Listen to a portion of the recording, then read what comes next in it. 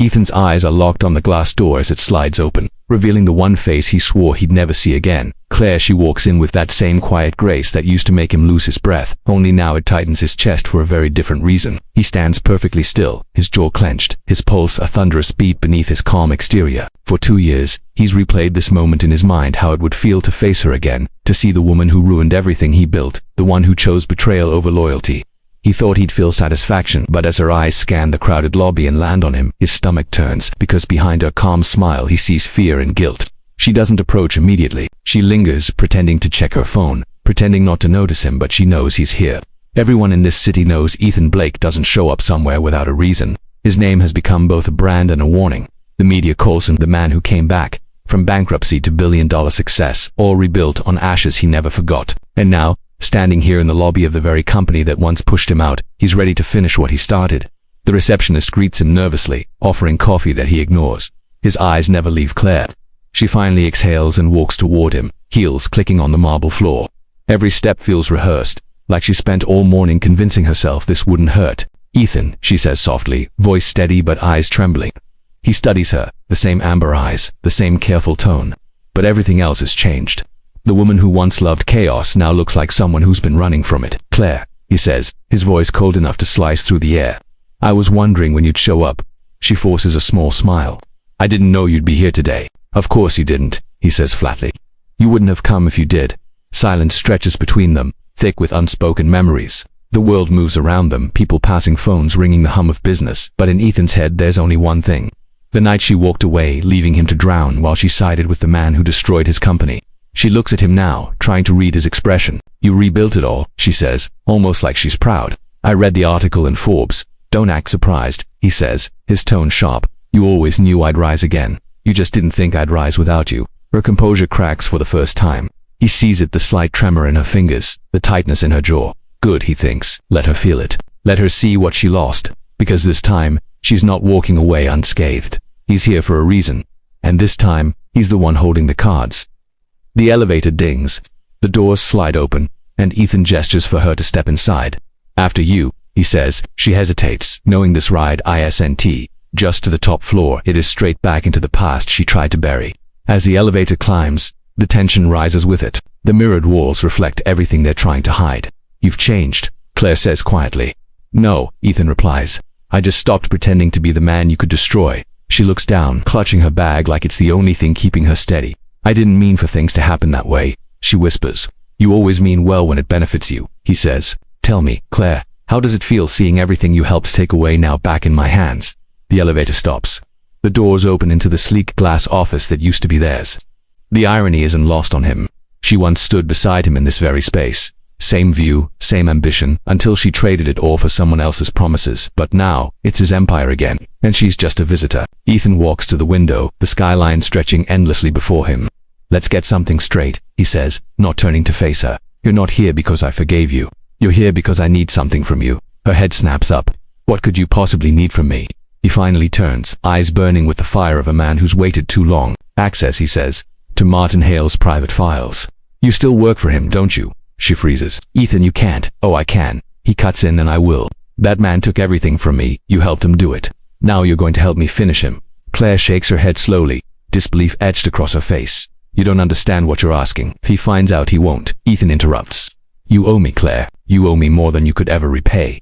Her lips part like she wants to argue, but she knows he's right. The guilt she's carried for 2 years is finally catching up to her, and his voice drags it all to the surface. "Why now?" she whispers. "Why after all this time?" "Because," Ethan says, stepping closer, his words low and deliberate, "revenge doesn't expire. It just waits for the right moment." The silence that follows is heavy, suffocating. Claire's eyes glisten, but she doesn't cry. Not yet. She just stares at him, as if trying to find some trace of the man she once loved. But that man is gone. Ethan turns away, dismissing her like a business transaction. "You'll get an encrypted file tomorrow morning," he says. "Use your access. Get me what I want. And then you'll never have to see me again." When she leaves, the room feels colder. He sinks into the chair behind his desk, running a hand over his face. This should feel good. This should feel like victory. But the tightness in his chest refuses to ease. He pushes it away. It's just the past trying to claw its way back, nothing more. Later that night, as rain begins to fall against the city lights, Claire sits alone in her apartment, staring at her laptop. Ethan's message pings on her screen, an encrypted link, just like he said. She hesitates, fingers trembling above the keyboard. If she does this, there's no going back. But if she doesn't, he'll never forgive her. Maybe he never will anyway. She opens the file. Inside are instructions, timestamps, and access points, all planned down to the second. He's thought of everything. Typical Ethan. She exhales shakily, whispering to herself, "What are you doing, Claire?" Meanwhile, across the city, Ethan watches the live feed from his private surveillance setup. The data streams across his screen as he monitors her login activity. Every keystroke, every pause, every sigh, he's in control again.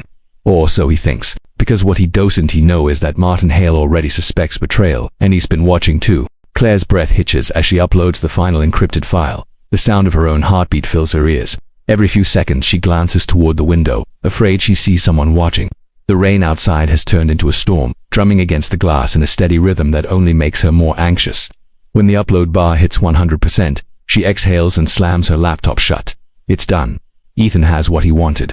But deep down, something feels wrong, like she just handed over more than data, like she gave him a part of herself she can't take back. Miles away, Ethan stares at a screen as the files flood in. For 2 years, he's dreamed of this, seeing Martin Hale's empire crumble piece by piece. His jaw tightens as he scrolls through evidence of forged contracts, offshore accounts, and stolen patents. Every document confirms what he already knew. Martin built his success on Ethan's stolen work. Now Ethan finally has proof strong enough to destroy him publicly and legally. Revenge at last feels within reach. He leans back in his chair, a grim smile playing on his lips. "It's over, Martin," he mutters under his breath. "This time, you lose." But the smile fades as his phone buzzes with a new message from Claire. "We need to talk." Now he almost ignores it. Almost, but curiosity and something else he refuses to name makes him reply. 15 minutes later, he's outside her apartment, drenched from the rain. When she opens the door, her expression says it all. She's scared, not just for herself, but for him. "Ethan," she says urgently, pulling him inside. "You have to stop this. You don't understand who you're dealing with." He shakes the rain from his hair, his voice sharp. "Don't tell me what I don't understand. I've spent every day for 2 years understanding this man, his company, his network, his weaknesses." Claire grabs his arm, her voice trembling. "You think you're the only one who's been watching." Martin knows. Ethan. He's known for weeks that someone was digging into his systems. He's been setting traps, waiting for whoever would bite. And now that you have those files, he'll come after you. He'll come after me. He stares at her, his anger cracking into something colder. "How do you know that?" Her silence is his answer. He steps closer. "What did you do, Claire?" She looks away, tears already forming. "I tried to protect you. I told him someone was targeting his systems. I didn't say it was why, I swear, but he suspected. He's been tracking IPs, tracing access points. Ethan, you were never the hunter. You were the bait." The words hit him like a punch. He feels his stomach twist as realization sets in. Everything he built, everything he planned, it was all under surveillance. He turns away, his hands tightening into fists. "You warned him," he says quietly. "After everything he did, after what he took from you, warned him I didn't have a choice," she says, her voice breaking. "He threatened my family, Ethan. My brother's job, my mother's treatment, he would have destroyed them. You think I wanted this?" He doesn't answer. He can't. The rage inside him is too tangled with the remnants of the old feelings he has tried to bury. Love and hate twist together, pulling him apart from the inside. Finally he speaks, each word measured and dangerous. "You just made yourself my enemy again." Claire flinches. "No, Ethan, please. You're walking into something bigger than revenge. He doesn't just want to ruin you, he wants to erase you. I've seen what he does to people who cross him. You have to trust me, trust you." Ethan laughs bitterly. "That word doesn't exist between us anymore." He heads for the door, but she steps in front of him. "If you leave now, he'll find you. He'll use what you took as evidence against you. He's already framing you for corporate espionage." That stops him cold. He turns slowly, eyes narrowing. "You're lying." "I'm not." "Check your email," she says quietly. "There's already a warrant being drafted. Martin filed a claim an hour ago. You need to disappear until we figure this out." Ethan hesitates for just a moment before pulling out his phone. Sure enough, there it is, a leaked legal notice naming him as the primary suspect in a multi-million-dollar data breach. His own signature has been forged across stolen documents. It's a trap, and he walked right into it. He lowers the phone, his mind spinning. "So that's his plan," he says bitterly. "He takes my company, my name, my life, and I'm supposed to run." Claire steps closer, desperate. "I can help you fix this, but not if you keep treating me like the enemy." He looks at her, eyes hard but uncertain. For a brief moment, the storm outside flashes across her face, illuminating the tears she's been trying to hold back, and something inside him wavers. Maybe it's exhaustion. Maybe it's the memory of who they used to be.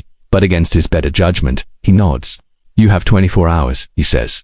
"Prove you're not lying. After that, I finish this my way." She exhales shakily, relief and fear colliding in her chest. "You'll need to see someone," she says. "There's a man named Lucas. He used to work for Martin until he disappeared. If anyone knows how to dismantle Hale's system from the inside, it's him. But Ethan, he doesn't trust anyone. Especially people like you. People like me, Ethan asks. People with motives, she says quietly. They leave through the back exit, avoiding the main street where Martin's men might be watching. The city feels alive with tension sirens echoing, thunder rolling, shadows moving too quickly to be random. Every step feels like a countdown. Hours later, they reach an old warehouse on the outskirts of town. The air smells of metal and rain. Claire knocks twice, then once again, a security camera swivels toward them before the door clicks open. Inside stands Lucas Stahl, unshaven, eyes wary. You brought him here, he says to Claire, disbelief in his voice. You really have a death wish. Ethan steps forward, unflinching. We need to take down Martin Hale. I have what you need. Then maybe it's time someone didn't. Ethan replies. Lucas stares at him, then glances at Claire. You sure about this guy? Fine. Martin's got people everywhere, phones, cameras, even inside law enforcement. He leads them deeper into the warehouse, where dozens of screens flicker with surveillance feeds and data logs. This, Lucas says, pointing at a monitor, is Martin's real operation. Ethan stares at the data, his anger hardening into purpose. Then we take it all. We expose everything. You don't expose a man like Martin, you bury him permanently. A camera feed shows two black SUVs pulling up outside the warehouse.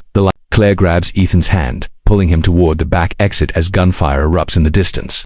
The storm outside rages, lightning slicing through the night.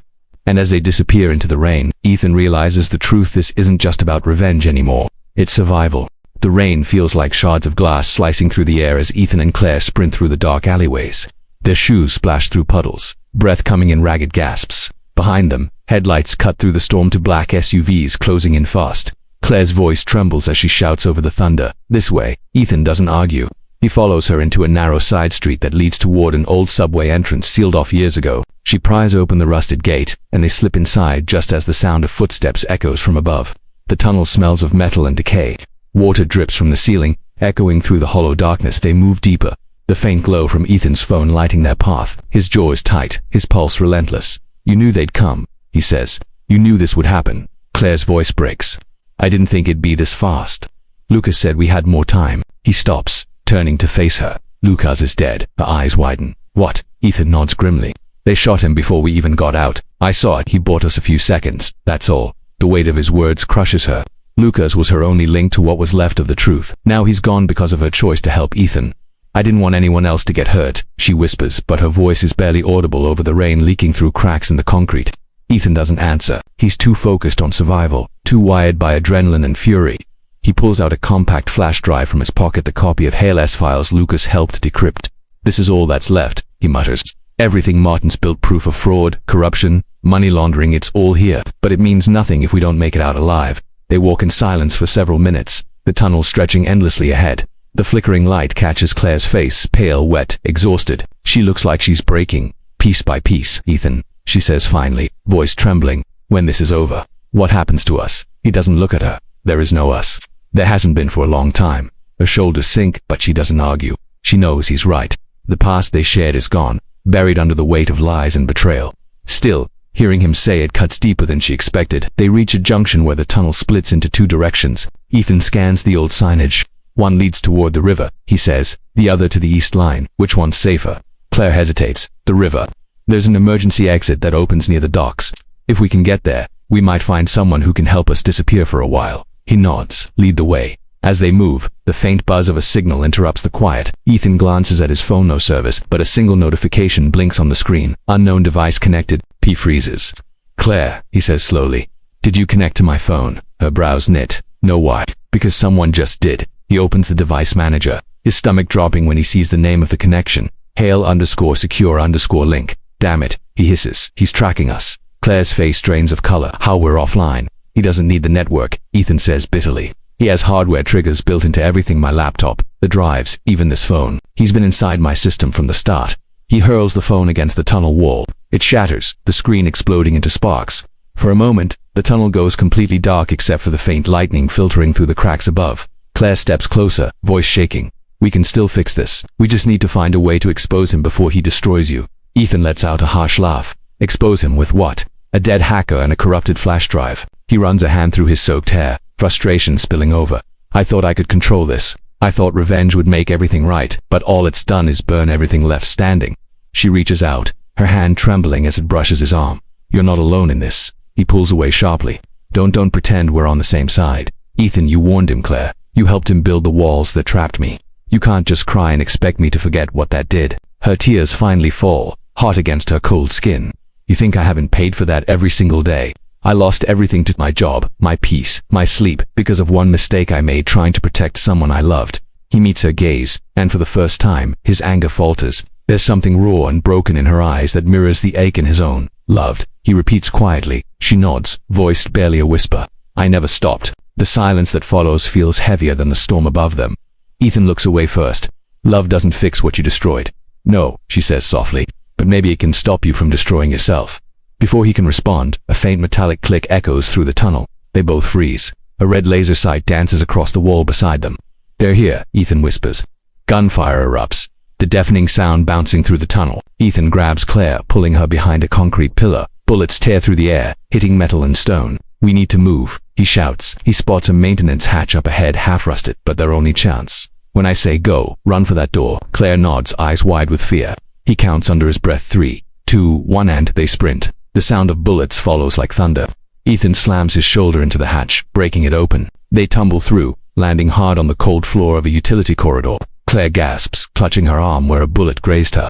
Blood seeps through her sleeve, but she forces herself up. Ethan rips part of his shirt and ties it tightly around the wound. You'll be okay, he says, his voice trembling slightly despite his effort to sound calm. She looks up at him, trying to smile through the pain. You still care? He doesn't answer, he just lifts her up, helping her walk. We need to get to the docks. If we can find a boat, we can lose them in the river. They move as fast as they can, following the faint sound of water ahead. The tunnel widens, leading to a drainage outlet that opens onto the harbor. Moonlight cuts through the clouds as they step outside, rain still falling in sheets. The river glows silver under the city lights. A small fishing boat is tied to the dock. Ethan helps Claire aboard and starts the engine. The motor sputters to life, echoing across the water. Just as they pull away, headlights appear on the shore. More SUVs, more men. Bullets splash into the river behind them. Ethan pushes the throttle harder, wind and rain whipping against their faces. Claire clings to the railing, her voice barely audible over the chaos. Where are we going? Somewhere he can't reach us, Ethan says. Not yet, at least. She studies him for a moment, the fire in his eyes, the pain beneath it tans. Something inside her shifts. The man she betrayed isn't gone completely. He's buried under scars, but he's still fighting. As the city skyline fades behind them, Claire rests her head against the cold metal railing. Her tears mix with the rain, disappearing into the water. She doesn't know what tomorrow will bring, only that for the first time in years, they're running together instead of apart. Ethan keeps his eyes on the horizon, the flash drive clenched tightly in his hand. The storm hasn't ended, it's just begun. The boat drifts along the river, swallowed by the mist that blankets the water like a secret. The city's lights fade into the distance, leaving only the hum of the engine and the pounding rain. Ethan grips the wheel tightly, eyes locked ahead, while Claire sits quietly beside him, her arm wrapped in the makeshift bandage he tied earlier. Every few minutes she glances back, afraid of headlights or shadows following them, but all she sees is the vast emptiness of night. Where are we even going? She asks finally, her voice hoarse. South, Ethan replies, not looking at her. There's an old boathouse near the marshland. My father used it years ago. Nobody knows it exists. We'll lay low there until I figure out the next move. She nods, though uncertainty clings to every breath. You think Hale will stop? Ethan's jaw tightens. Not until I'm erased. He doesn't like loose ends. Claire looks down at the blood-stained bandage on her arm, her mind spinning. Then maybe we stop running, she says quietly. Maybe we end it first. He glances at her, eyes sharp. You mean go after him again? Yes, she says, not like before, not with rage or emotion, with truth. Lucas said there were backups of his files. If we find where he stored them, we can take everything public. Ethan shakes his head. You think I haven't tried? Hale's servers are ghost systems. They're not linked to the grid. Even if I find one, I'd need access from someone inside. She hesitates, then says the words she has been dreading. I know where one of them is. Ethan freezes. What? I didn't tell you before because I wasn't sure. But Martin kept a secondary Vault 1, not digital. Physical data, stored in a secure lab under his estate. I was there once, when I still worked for him. I saw it. He stares at her in disbelief. You kept this from me. I didn't know if I could trust you, she says softly. You were so blinded by revenge. You weren't listening to anything but hate. The silence that follows is sharp enough to cut through the rain. He grips the wheel, trying to swallow the frustration rising in his chest. She's right, and that's what infuriates him most. Finally, he exhales. If this vault exists, it's our only shot, but we'll need a way in.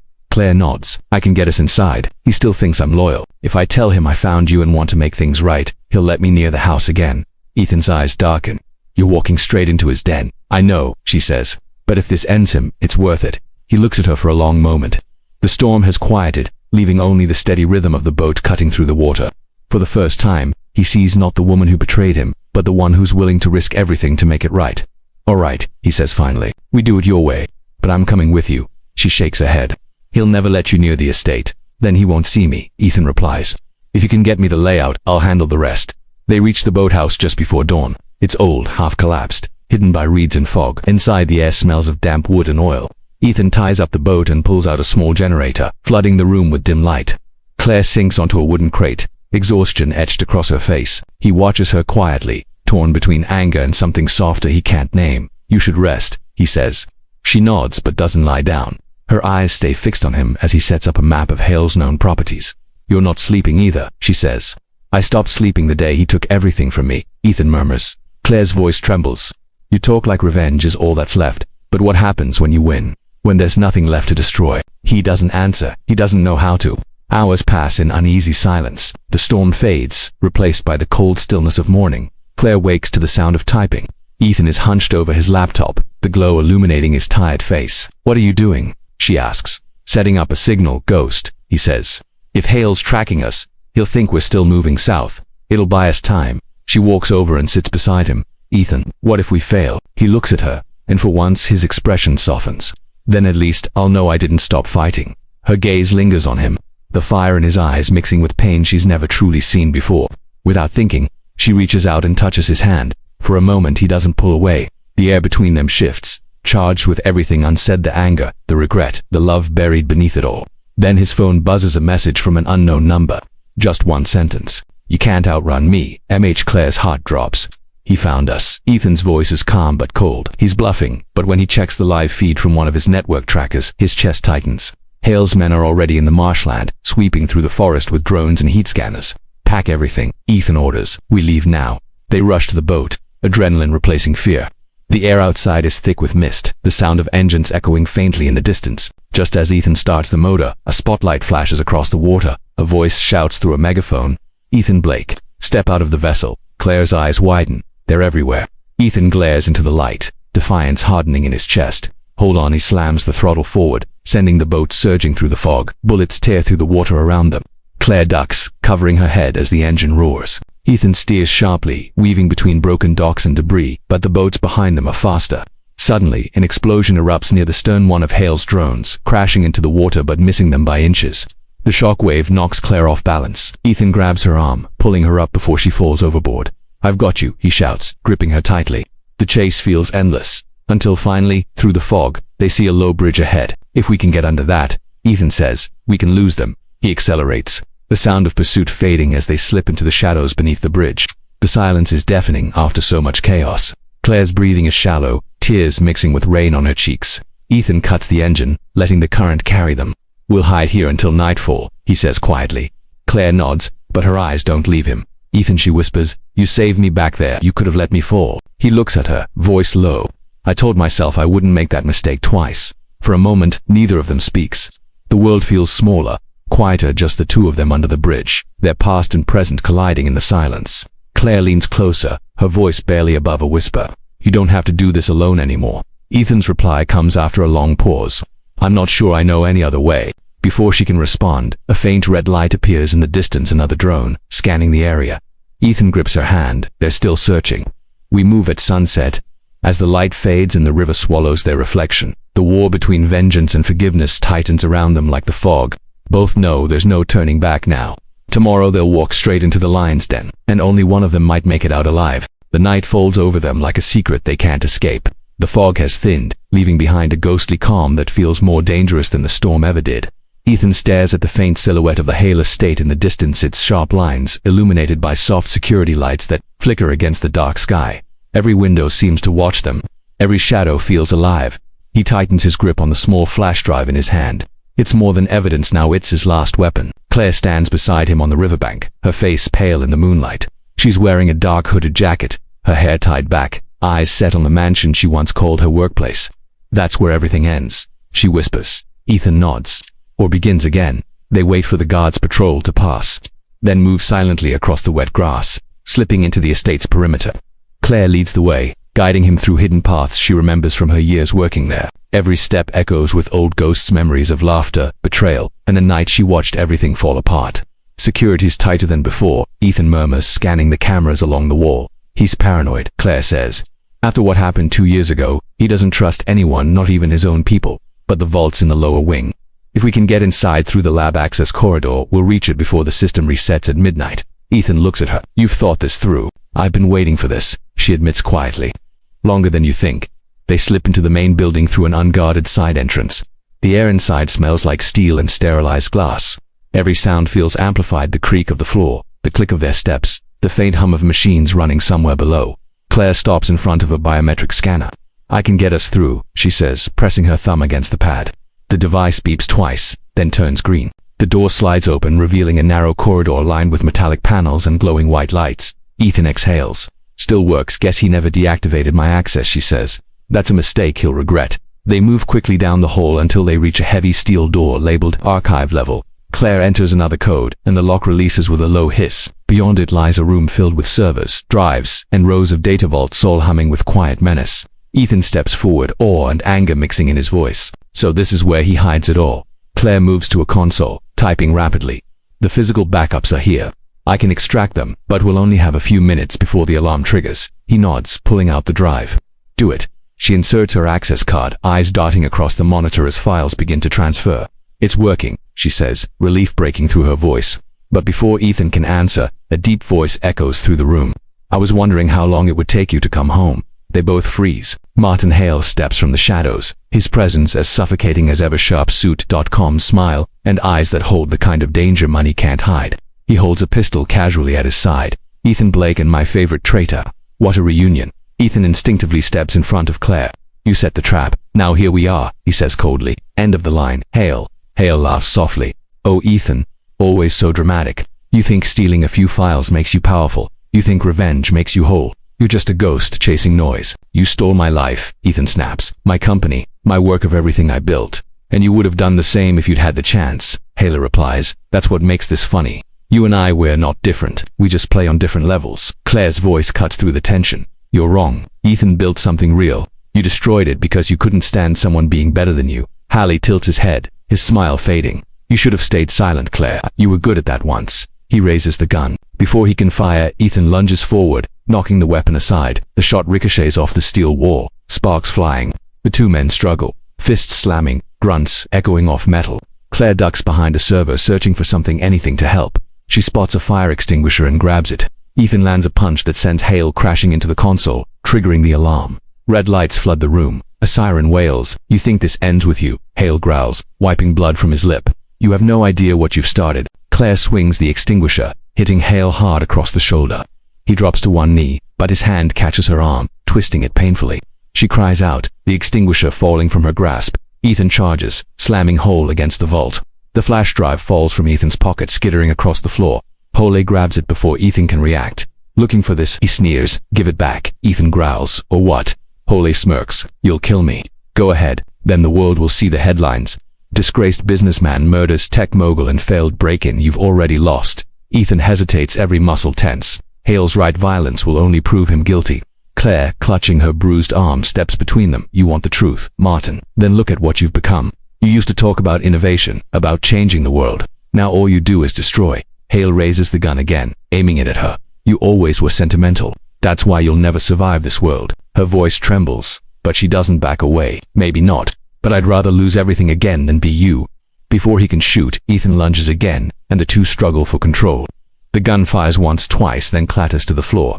Silence. Claire's breath catches. One of them is bleeding. Hale stumbles backward, clutching his chest, eyes wide with disbelief. The gun lies near his feet. He drops to the floor, the red lights flashing across his face as the alarm blares above. Ethan stands over him, chest heaving, blood on his hand but not his own. Hale tries to speak, but no words come out. In seconds, his body goes still. Claire stares in shock. Ethan, he doesn't move. His eyes are locked on the man who took everything from him and the hollow victory that now feels like nothing. It's over, he says quietly. It's finally over. The sirens grow louder. Security is closing in. Claire grabs the flash drive from the floor. We have to go now. They run through the corridor, alarms echoing through the estate. Ethan's arm is around her, helping her move faster. They burst through a service exit just as the main doors slam open behind them. Guards shout, lights sweep the grounds, but by the time they reach the outer fence, the world is chaos. They dive into the woods, their clothes torn, lungs burning, hearts pounding. The estate fades behind them, flashing lights, sirens, and the man who once ruled everything lying dead in his empire. When they finally stop, miles away, dawn is breaking. The world feels quiet again. Claire leans against a tree, her voice shaking. You did it. Ethan looks at her, the exhaustion in his eyes matched only by the weight of what just happened. No, he says. We did. She steps closer, tears streaming down her face. You could have walked away. You could have let me face him alone. I tried to, he says softly, but I couldn't watch you get hurt again. For a long time, neither speaks. The wind rustles through the trees. The first sunlight spills over the horizon, painting everything gold. Claire takes his hand. What now? Ethan looks out toward the river, where the fog has finally lifted. Now, we start over, he says. No revenge, no running, just living. She smiles faintly through her tears. Do you think we can? He meets her gaze, and for the first time there's no anger, only peace. We already are. They walk toward the water together, leaving the wreckage of the past behind them. The flash drive proof of every crime. Every lie slips from Ethan's pocket and sinks into the mud. Neither of them notices. Because some truths don't need to be exposed to set you free. And for the first time in years, Ethan Blake feels free.